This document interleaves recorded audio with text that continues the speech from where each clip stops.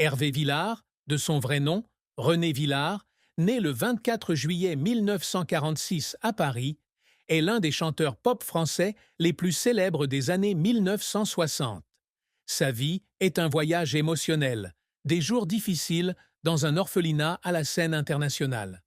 Pourtant, derrière sa voix chaude et des tubes comme Caprice et Fini, Hervé porte une profonde tristesse, des blessures qui ne guérissent jamais complètement. Sa plus grande tristesse n'est peut-être pas due à un événement isolé, mais à une combinaison de pertes personnelles, de traumatismes de l'enfance et de rêves non réalisés. La plus grande tristesse dans la vie d'Hervé vient probablement de son enfance traumatisante. Il est né dans un taxi en route vers l'hôpital Saint-Antoine. Mais dès le début, la vie ne lui a pas souri. Son père, d'origine corse, abandonne la famille peu après sa naissance, laissant sa mère, Blanche Villard, élever seule les enfants. À l'âge de 6 ans, Blanche s'est vue retirer la garde de son fils en raison d'allégations d'alcoolisme suite à l'accusation d'un voisin. Hervé est placé à l'orphelinat Saint-Vincent-de-Paul à Paris, où il subit des années de terreur. Il raconte dans son autobiographie l'âme seule avoir été battue à coups de fouet et abusée sexuellement par ses maîtres. Ils ont laissé tomber leurs crayons, se sont penchés et ont dézippé nos pantalons. Nous les laissons nous tripoter pour avoir des bonbons, a-t-il déclaré à RMC. Ces souvenirs ne sont pas seulement des douleurs physiques, mais aussi des blessures mentales, lui faisant perdre son enfance et sa foi en l'humanité. La perte de sa mère et la cruauté de l'orphelinat furent peut-être ses plus grandes tristesses, car elles façonnèrent le reste de sa vie. Une autre tristesse fut la mort de sa compagne Lala, la seule femme qu'il ait jamais aimée profondément et qui a porté son enfant. Dans Du lierre dans les arbres, 2020, Hervé raconte que Lala est morte dans un accident de voiture alors qu'elle était enceinte, le privant de son rêve de paternité. Notre enfant est mort avant de naître, emportant avec lui mon rêve de devenir un père sans passé, écrit-il. Cette douleur n'est pas seulement la perte de l'amour, mais aussi la fin d'un avenir dont il avait rêvé, une famille chaleureuse qu'il n'a jamais eue étant enfant. Il avait confié un jour à France Dimanche qu'il pensait qu'il ne se remettrait jamais de cette défaite. De plus, Hervé souffrait également de solitude et d'une santé fragile. Il souffrait d'un cholestéatome, une tumeur bénigne mais dangereuse de l'oreille moyenne, qui l'a contraint à être hospitalisé à plusieurs reprises. Cela a non seulement affecté sa carrière, mais l'a également confronté à la fragilité de la vie. Dans ces dernières années, il exprimait aux Parisiens sa tristesse de ne plus pouvoir chanter comme avant et de se sentir oublié par un monde changé.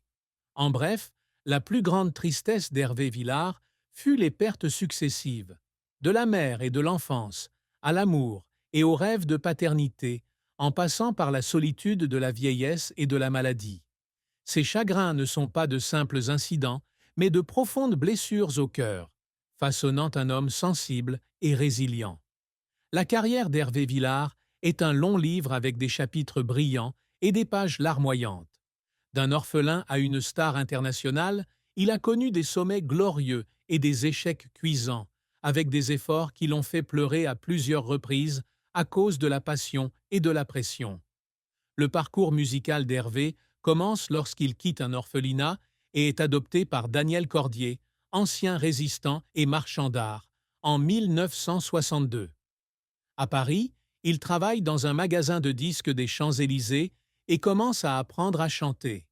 En 1965, il est découvert par un directeur artistique de Mercury Records.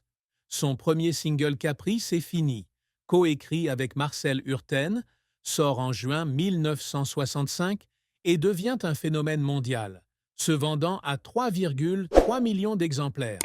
Cette chanson l'a non seulement propulsé au sommet, mais a également fait de lui une icône de la pop française des années 60.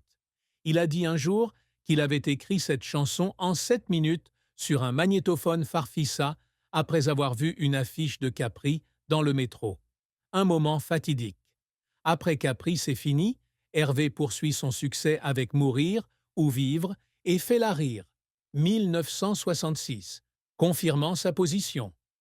Il assure la première partie de Claude François lors de tournées européennes et mondiales, et de 1967 à 1969.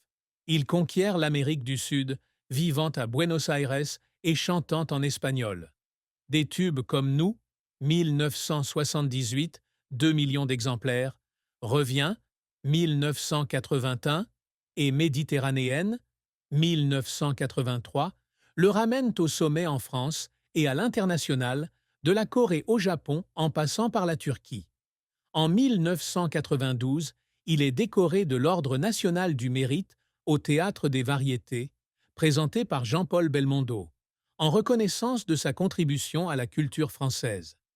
Hervé expérimente également de haine,